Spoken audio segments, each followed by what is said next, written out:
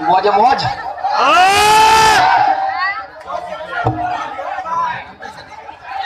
આજે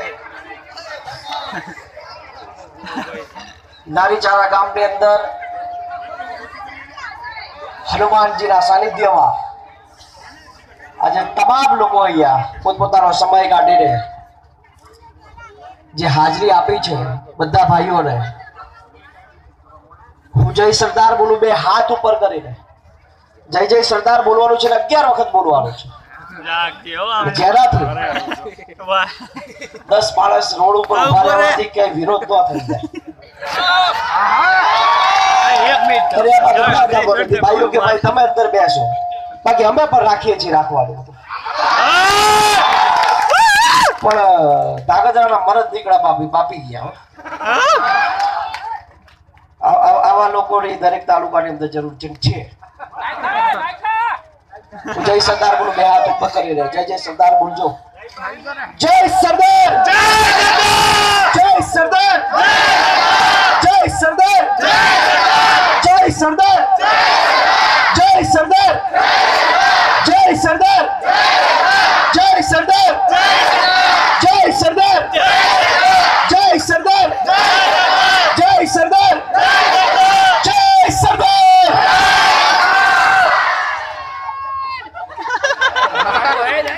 ઇન્કલાબ ઇન્કલાબ જિંદાબાદ કોઈનો હાથ નીચે ન તો ખૂબ આનંદ થયો બાકી હવે લડાઈ જેની સામે લડવી પડશે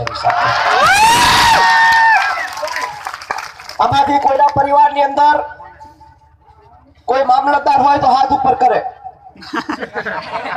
પટાવરામાં નથી કોઈના પરિવારમાં કોઈ પોલીસ ઇન્સ્પેક્ટર હોય તો હાથ ઉપર કરે હવે તાઈ તમે આવો આજે તમારા ઘરે એક જ છે કોઈના પરિવારમાંથી જયંતિભાઈએ 25 લાખ લીધા હોય ને કોઈ તલાટી બની ગયો હોય હાથ ઉપર કરે લઈ ગયો ભાઈના ને તલાટી કોઈ કાલક છે કોઈના પરિવારમાંથી કોઈ હોમગાર્ડ આજથી 5 વર્ષ પછી આ અનામતની લડાઈ ચાલતી હોય અને અનામતની લડાઈની અંદર આપણે વિજય થઈએ અને 5 વર્ષ પછી આમાંથી કોઈ મામલતદાર કોઈ પોલીસ ઇન્સ્પેક્ટર કોઈ તલાટી કે કોઈ હોમગાર્ડ બને ને એના માટે અનામત માંગીએ હવે આશા રાખીએ કે આમાંથી કોઈ તલાટી બને હવે આશા રાખીએ કે આમાંથી કોઈ પોલીસ ઇન્સ્પેક્ટર બને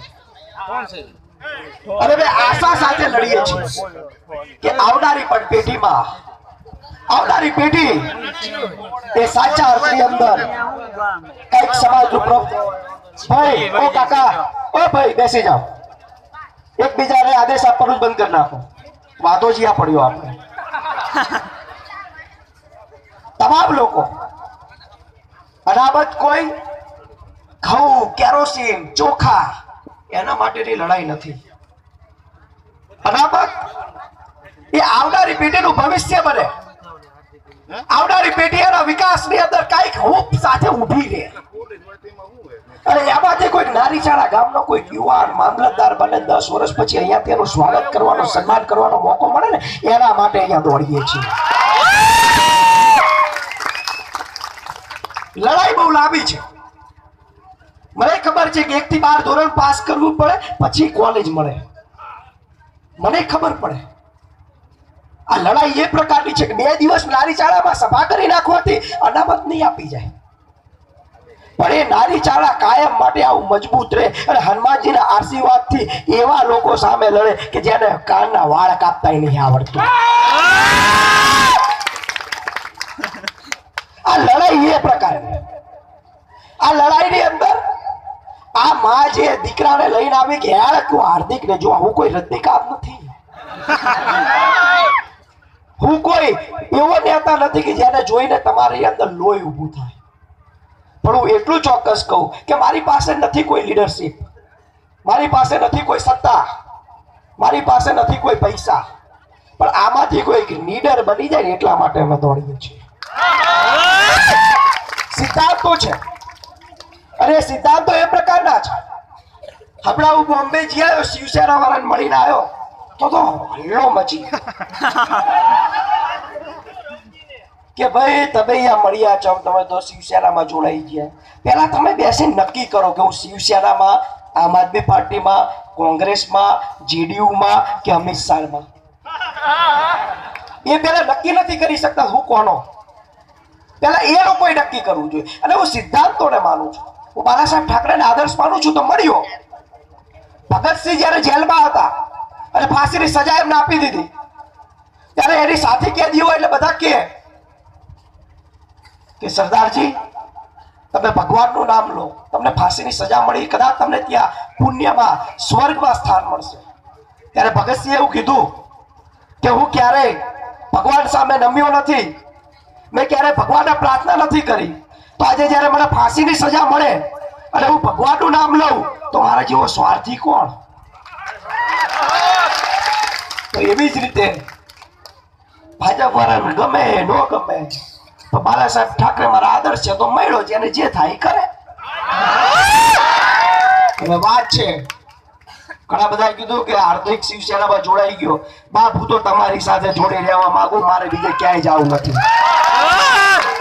અને તમે આવડી ઉભા રહેતો મારે જોઈએ મહારાષ્ટ્રમાં દંડો લઈને ફરવાની જરૂર છે.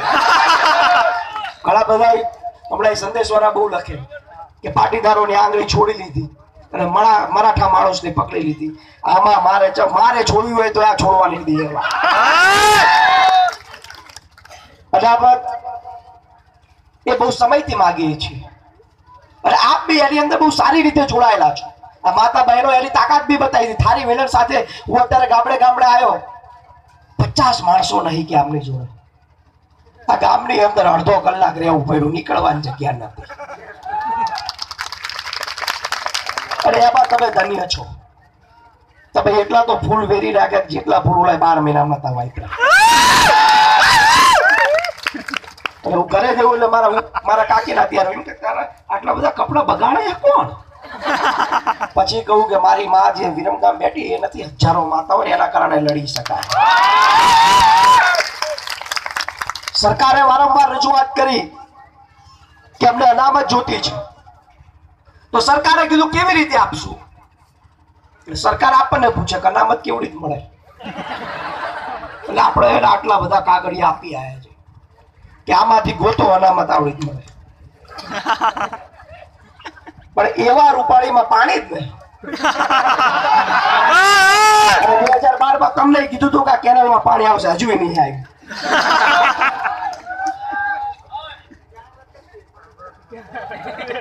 કેનાલે આવશે, પાણી આવશે, તમારા કુવા સલકાઈ જાય, તમારા ઘરની અંદર ભાઈઓ બહેનો પાણીના ફુવારા ઉઠશે.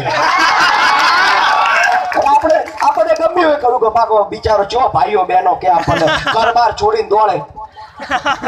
જેમ હું દોડું તમને ગમ્યું કે હાર્દિક બિચારો ઘર બાર છોડીને દોડે. સીધો છોકરો હાર્દિક, સારો છોકરો. અમુક ગયડા અમારા બા દાદા હોય કે તારામાં દેવી શક્તિ છે. ઓકે એટલે બાપા જરા વિરોધ કરતા એ ના દેવી શક્તિ ન કરાય કે એવી રીતે આપણને સારો લાગ્યો, બહુ સારો લાગ્યો. પણ પાટીદાર સમાજના 2002 ના ગોધરા કાંડની અંદર 147 પટેલોની બલી ચડાઈ ગયો ને, એ મારો બાપ નો હોઈ શકે. અરે આલિયો બનાવે, માલિયો બનાવે, જાલિયો બનાવે, પણ મૂર્તિ તો એ બોમ્બેના સમુદ્રની અંદર છત્રપતિ શિવાજી મહારાજની અને કેવડિયા કોલોની અંદર સરદાર વલ્લભભાઈ પટેલની બને છે. મૂર્તિ અમારા બાપની બને છે. લડાઈ લડવાની કર્યા કે આમાંથી કઈક સમાજને મળે. અને મિત્રો એટલું યાદ રાખજો કે અનામત આંદોલન, ઘણા બધા સવાલ પૂછ્યા લોકોએ કે તમને અનામત આંદોલન માંથી મળ્યું શું, શું મળ્યું તમને, શું મળ્યું એમ કે. એટલે મારીને કહેવું પડે કે આ એક સિંહને બાદ કરતા 44 ગધાડા મળ્યા. 44 મળ્યા, 44. અને એટલા માટે હું વર્ષોથી કહું છું, હજુ પણ કહું કે કેરીનું બોક્સ હોય એની અંદર 100 કેરી હોય, એમાંથી એકાદી કેરીને કદાચ હળો આવી જાય ને તો એ 99 કેરી ખરાબ કરે. એટલા માટે એક કેરી ફેંકી દેવી પડે. તો આ 1,20,00,000 ની અંદર આ 44 કેરી ખરાબ થઈ જઈએ. જો નહીં ફેંકીએ ને તો નારી ચારણની અંદર રહેલી 3,000 કેરીઓને ખરાબ કરશે. અરે શું તમે એમ માનો છો આપણી ઇજ્જત છે 44 ધારાસભ્યો? 44 ધારાસભ્યો આપણી ઇજ્જત નથી. મુખ્યમંત્રી કોઈ આપણી ઇજ્જત નથી. મંત્રી બનાવી દેવો આપણા વિસ્તારમાંથી કોઈને એ આપણી ઇજ્જત નથી. 44 ધારાસભ્યો 14 યુવાનોની શહીદી પછી એક શોક ઠરાવ પણ પાસ નથી કર્યો. એવા નેતાઓની આપણે જરૂર નથી. અરે 44 નહીં હોય 4 હશે, પણ નારીચારા ગામની અંદર જ્યારે કોઈ ખેડૂતનો પ્રશ્ન હોય, જ્યારે કોઈ મહિલાનો પ્રશ્ન હોય, જ્યારે કોઈ યુવાનનો પ્રશ્ન હોય અને એ 4 ધારાસભ્યો રાજીનામા આપીને અહીંયા પહોંચે ને એવાની જરૂર છે. અરે આ 44 એ તમે 1,20,00,000 છો ને એટલે છો, બાકી 44 એ તમે ત્યાં ના હો. એ સમજવાનું છે. ઘરની અંદર હોન્ડા સિટી ગાડી હોવી, સુરેન્દ્રનગરની અંદર 3 BHK નો ફ્લેટ હો, એ આપણી ઇજ્જત નથી. પણ તમે આખો દાડો આ ખેતરની અંદર મહેનત કરો અને ખેતરમાંથી તમે જ્યારે કપાસ, ઘઉં, દાણા કંઈ પણ ઉગાડો અને આની સરકારશ્રી તરફથી યોગ્ય ભાવ મળે અને તમે આ તમારા દીકરાને સારી જગ્યાએ એડમિશન અપાવો અને એને એડમિશન મળે, એને નોકરી મળી જાય ને, એ તમારી ઇજ્જત છે. જયંતિ કવાડિયાર જોડે બેસીને એક ફોટો પડાવ્યું, એ આપણી ઇજ્જત નથી. આપણી ઇજ્જત ગામના ચોકમાં એક પટેલ, રાજપૂત, ઠાકોર, દલિત એ બેઠો અને ગામના વિકાસની વાત કરે એને ઇજ્જત કહેવાય. ઇજ્જતનો મતલબ સમજવો પડશે. આપણા બેન જતા રહ્યા કે ભાઈ બા સરકારમાંથી પાડી દીધા, આપણી ઇજ્જત શું રહી? કઈ ઇજ્જત ની વાત કરો? 14 યુવાનોની શહીદી થઈ ત્યારે એ બેન એક શબ્દ ન બોલે ને તો એવા બેન પટેલ ના હોય, એનો DNA ચેક કરવો પડે. અરે હું બેન ની વાત નથી કરતો, એ તમામ લોકો આવી ગયા કે જે લોકો પટેલ હોવા છતાં, જેને પટેલની મારા કુખે જન્મ લીધો હોવા છતાં જો એક શબ્દ સમાજ માટે ન બોલતો હોય ને તો એના DNA માં ફેર હોય ને હોય. આવા બધા હોશિયાર માણસો જ બેઠા છે. પટેલ સમાજની ડિબેટ હોય ટીવી પર, હમણાં જ હતી શિવસેનાને મળીને તરત પટેલ સમાજની ડિબેટ ચાલુ થઈ. વરુણભાઈની સામે બેસવા વાળા કોણ હતા યાદ કરો? પટેલ જ હશે. પટેલની સામે બેસવા વાળા પટેલ જ હશે. પણ તમે એટલું શીખો કે દલિત ભાઈની ડિબેટ હોય તો કે એની વિરુદ્ધમાં દલિત નહીં બેઠો હોય, ઠાકોર ભાઈની ડિબેટ હશે તો એના વિરુદ્ધમાં કોઈ ઠાકોર ભાઈ નહીં બેઠો હોય, રાજપૂત સમાજની ડિબેટ હશે તો એની સામે કોઈ રાજપૂત સમાજનો ભાઈ નહીં બેઠો હોય. આપણામાં જ આવા ઓછા નથી. અને ઘરનો ડાયરો, ઘરના ભુવા, ઘરની જગ્યા એટલે આવું બોલાય. અહીંયા બી ઘણા અમે બી બધા ભાજપના જતા હો કાકા. અમે કમળનું જ્યુસ પીધું, બહુ પીધું. ભાઈ બાપાએ કીધું બેટા આ તો ખાંડ વાળું હતું, ડાયાબિટીસ થાય.